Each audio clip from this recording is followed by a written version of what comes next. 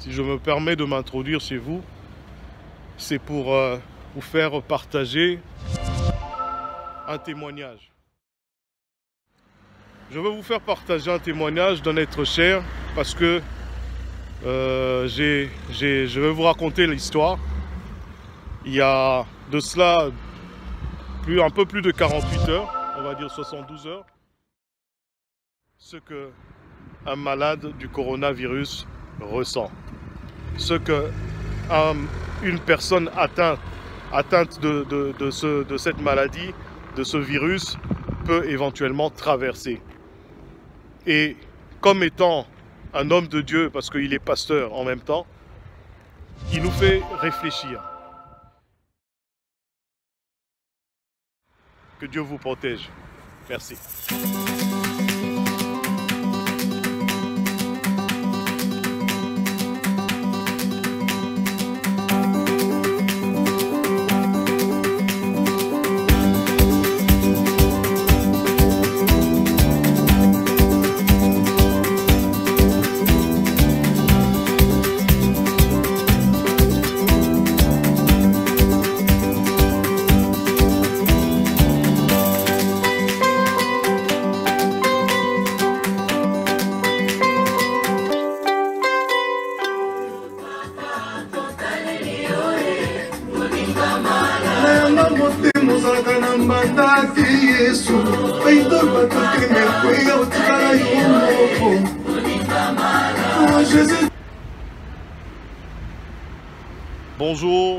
Bonjour, chers amis de Kouli Media TV. Moté, Bisigano Soboali. J'espère que tout le monde se porte bien, chacun chez soi, et que vous êtes en train de respecter le mot d'ordre des gouvernements, du gouvernement ou des gouvernants. Ce mot d'ordre qui demande que tout le monde puisse être confiné chez soi. Voilà, donc moi je suis en route pour chez moi, je viens du travail. Et comme vous voyez derrière moi, je suis au centre commercial qui n'est pas trop loin de mon domicile. Mais les portes sont fermées, il n'y a qu'une seule ouverture au bout de cette allée que vous voyez juste là. Voilà, juste ici. Il n'y a qu'une porte ouverte. Et cette porte-là, vous voyez bien au bout là-bas, il y a plein de monde. Vraiment au bout, il y a plein de monde. Les gens font la queue. Les gens font la queue pour acheter quelques emplettes. Pour avoir bien à Bango, pour avoir et permettre Bango de passer ma journée. Mais je ne suis pas là pour ça aujourd'hui. Si je viens aujourd'hui chez vous, si je me permets de m'introduire chez vous, c'est pour vous faire partager un témoignage. Un témoignage de quelqu'un qui m'est cher. Nous sommes tous sans ignorer que le coronavirus, qu'on appelle en fait Covid-19, mute énormément. Ce virus est en train de muter par rapport à chaque environnement, là où il peut se retrouver, comme ici par exemple en France. Le coronavirus a muté, il a changé de visage, et il y a une nouvelle appellation d'ailleurs sur ce corona-là. Je vous le dirai en temps opportun, quand je le saurai. Mais je sais qu'on l'appelle différemment aujourd'hui. Ce n'est plus le Covid-19, c'est autre chose. Je veux vous faire partager un témoignage d'un être cher parce que je vais vous raconter l'histoire. Il y a de cela un peu plus de 48 heures, on va dire 72 heures. Je reçois un message par SMS d'un ami à moi. Un très bon ami avec qui on a grandi. On a été à l'école ensemble. On a partagé des moments ensemble. Cet ami-là s'appelle Patrick Ntiala. Il y a plusieurs personnes qui le connaissent. Et je reçois son message me demandant: Thierry, as-tu vu mon message? Donc systématiquement je lui réponds: Patrick mon frère, j'ai pas vu ton message, comment vas-tu? Il me dit: oh là là, je t'avais écrit que j'étais pas bien, ma femme et moi, Françoise et moi, on n'était pas bien. J'ai été hospitalisé il n'y a pas très longtemps à cause du coronavirus. Donc là, je suis en train de... Je suis à l'hôpital, je suis alité. Mais Dieu est grand, je viens de sortir de cette impasse par la grâce de Dieu et par le dévouement des personnels du service hospitalier. Je suis à Angoulême. Angoulême est une ville située quelque part en France, dans le sud de la France. Mais Patrick ne vit pas à Angoulême. Il a été conduit à Angoulême, à l'hôpital général d'Angoulême, au CHU, parce que c'est là-bas qu'il devait en prendre les grands cas, les gros cas. Et Patrick vient de très loin. Patrick vient de très loin. Je vous en parle parce que ça me touche particulièrement. On fait des émissions tous les jours, on essaie de partager cette expérience où on est en train de traverser en ce moment ce fléau, ce truc ensemble. Mais on ne parle pas de nos proches, de ces personnes-là qui sont affectées au fond d'eux-mêmes, quoi, tu vois. Donc, nous, on est contraints à parler de ça maintenant parce que je crois que parmi nous, la plupart de personnes commencent à être atteints, par rapport aux gens qui sont autour d'eux, par rapport à leurs connaissances, par rapport aux membres de leur famille. Moi, j'ai eu, comme je vous ai dit dernièrement dans une émission, la petite sœur de mon beau-frère qui est aussi un ami, Richard Itambo, qui a perdu sa sœur.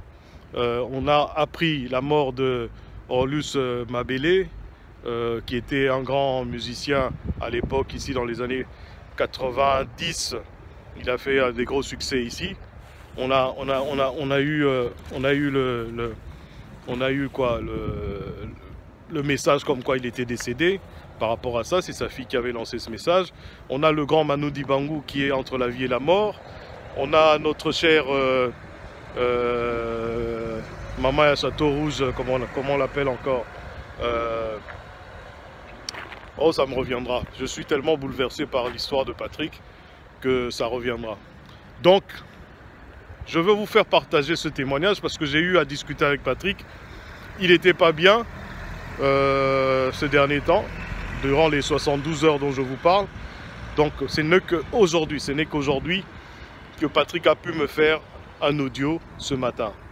Il s'est réveillé plus ou moins bien ce matin. Il me fait partager de l'intérieur, ce que un malade du coronavirus ressent. Ce que une personne atteinte de cette maladie, de ce virus, peut éventuellement traverser. Et comme étant un homme de Dieu, parce qu'il est pasteur en même temps, il nous fait réfléchir. Il ne tient pas rigueur à qui que ce soit, il ne condamne personne, mais il nous fait réfléchir. Et je pense qu'il a raison que l'on puisse revenir tous un petit peu vers Dieu et comprendre que toute chose, quelles que soient les choses qui se font sur terre, c'est la volonté de Dieu. Donc, je vais vous laisser participer, on va écouter plutôt ce témoignage combien émouvant, et on se retrouve tout de suite après. Que Dieu vous protège. Merci. Je m'appelle Patrick Ntiala. Je suis né à Tournai en Belgique. J'ai grandi à Kinshasa. J'ai grandi près de l'ASK à ma campagne, chemin de Bocage. J'ai grandi à Gombe près de Mamayemo. J'ai grandi à Bandal, à Kiobongoi, à Kilwinzi et à Bambala. Ensuite, nous avons habité avenue de la Science jusqu'en 92 pour moi, l'année où je suis arrivé en France. Depuis 2001, je suis pasteur dans les Assemblées de Dieu de France. J'ai 50 ans. Je suis marié à Françoise et nous avons 2 enfants de 15 et 11 ans. Ce moment d'audio que je voudrais faire, mes bien-aimés, mes amis, mes frères, c'est juste pour se conscientiser sur l'essentiel. Depuis vendredi matin, je suis hospitalisé à l'hôpital d'Angoulême suite à une infection au coronavirus. Je ne saurais pas dire comment j'ai été infecté, qui m'a infecté, comment ça s'est passé. Je ne crois pas que ça pourrait changer quoi que ce soit. Mais la seule chose que je voudrais vous dire, c'est que ce long tunnel que je passe en ce moment m'a fait réaliser beaucoup de choses et ces choses, je veux vous en faire profiter sans que vous passiez par le coronavirus. Je vous garantis, mes frères, mes sœurs, mes amis, mes bien-aimés, aimons-nous vivants, aimons-nous vivants.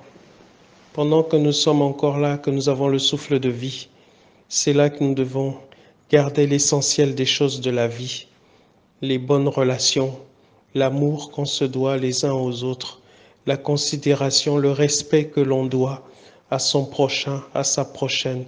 C'est essentiel, c'est essentiel.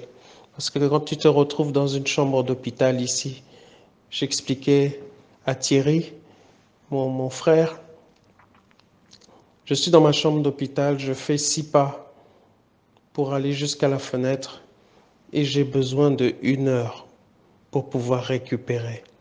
C'est quelque chose d'inédit. J'ai jamais vécu ça de ma vie. Un tel degré de fatigue. Donc, mes bien-aimés, lorsqu'on nous parle de confinement, lorsqu'on nous parle de mesures d'éloignement, etc., les mesures sanitaires qui sont proposées, ce n'est pas pour nous embêter, c'est pour nous protéger. Le personnel médical nous dit, protégez-nous en restant chez vous. Ces hommes, ces femmes prennent des risques pour leur propre vie, pour nous soigner. Donc c'est à nous aussi de les aider en étant responsables. En étant responsables. Je vous garantis, je ne sais pas pour vous, mais pour ma propre vie, comme on dit en lingala, na teyami, ça m'a appris que la vie ne tient à rien du tout. Et je crois que c'est important de réaliser que quand tu viens au monde, c'est quelqu'un d'autre qui te lave, c'est quelqu'un d'autre qui te donne à manger, c'est quelqu'un d'autre qui prend soin de toi. Tu n'es pas autonome. Et à mon dernier souffle, quelqu'un d'autre me lavera, quelqu'un d'autre m'habillera, quelqu'un d'autre prendra soin de moi. Donc entre la naissance et la mort, pourquoi est-ce que je ferai le beau? Pourquoi je ferai le fanfaron? La vie appartient à Dieu. On n'est que passagers sur cette terre. Prenons soin les uns des autres. Mais je redis, ces mesures que le gouvernement prend, que les autorités sanitaires prennent, prenons-les vraiment très au sérieux. Excusez-moi de dire ça comme ça, mais ce corona, c'est une vraie cochonnerie. Une vraie cochonnerie. Donc, tous ceux qui sont passés par là, ils savent de quoi je parle. Et aujourd'hui, je vais mieux. Je n'ai plus besoin d'assistance respiratoire. Peut-être que dans le courant de la semaine ici, je vais sortir. Prenez soin de vous. Prenez soin des vôtres. Aimez-vous ardemment et ayez du regard, ayez de l'égard pour votre prochain. C'est un humain comme vous. C'est un humain que Dieu aime aussi. C'est un humain que d'autres aiment et d'autres comptent sur lui aussi. Que Dieu vous bénisse abondamment. Mes pensées vont vers tous ceux qui passent par le deuil dans ces moments. Avec le confinement, c'est très très compliqué. Mes pensées vont vers les autres collègues aussi qui passent par le corona et par d'autres maladies. Le corona n'a pas effacé les autres maladies. Je pense à vous tous qui êtes sur les lits d'hôpitaux qui est en difficulté financière, en difficulté physique, en souci de santé, en souci financier peut-être. Que Dieu vous bénisse, que vous puissiez être fort, que le Seigneur vous restaure. Mes pensées vont vers vous et je prie pour vous. Que Dieu vous fasse grâce. À très bientôt et merci Thierry de me permettre d'apporter ce témoignage. À très bientôt. Que Dieu vous bénisse. C'est Patrick Ntiala, votre serviteur, votre frère.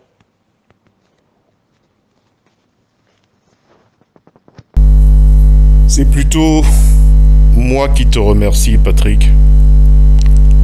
Je te remercie parce que ce témoignage, j'y tenais. J'y tenais parce que depuis que je suis sur le web et que je diffuse des vidéos, je crée des émissions, je n'ai pas encore eu un témoignage d'une personne qui est dans la maladie, qui est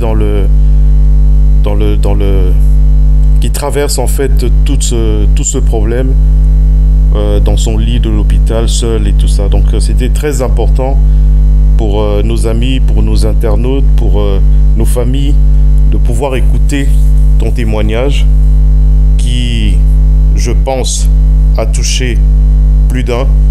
Et c'est pour cela que moi je te remercie et que je te souhaite beaucoup de bonnes choses. Je sais que tu vas sortir de cet hôpital parce que tu es un des élus, car dans cette histoire, il y a des gens qui sont des élus, il y a des gens qui ont la main de Dieu sur eux, et il y a certains qui vont subir les conséquences, malheureusement. Voilà, donc, chers amis, chers internautes, chers abonnés de Kouli Media TV, c'était pour vous une exclusivité de pouvoir écouter une personne qui vient de traverser, qui vient de voir la mort de très près, qui a failli laisser toute sa famille, tous ses enfants, tous ses frères, tous ses sœurs, Bandiminae Nyoso, parce qu'il a une église et toutes ces personnes-là qu'il aime, je pense que c'est à travers son amour, c'est à travers ce qu'il a donné durant toutes ces années que Dieu a pu le sauver. Voilà, donc je vous remercie pour avoir suivi cette émission et je vous dis, comme je dis d'habitude, à très bientôt. Merci.